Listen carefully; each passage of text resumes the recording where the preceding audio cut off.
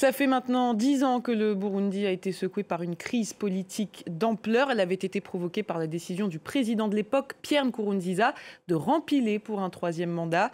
Des manifestations avaient alors éclaté. De nombreux Burundais ont dû fuir.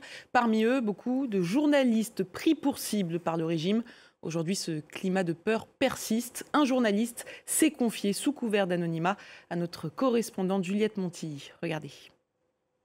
Vous entendrez de moins en moins parler de journalistes d'investigation au Burundi.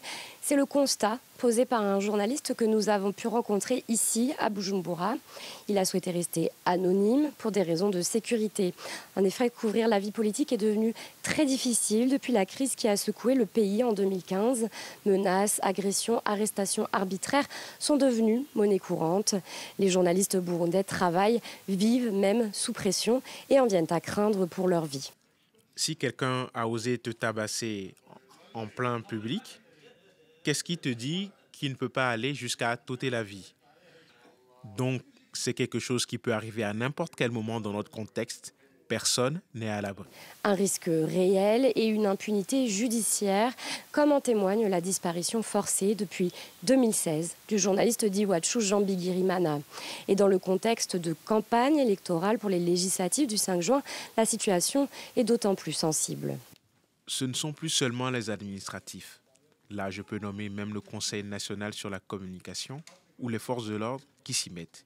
Il y a en même temps les membres des partis politiques, plus particulièrement du parti politique au pouvoir, qui sont très très zélés.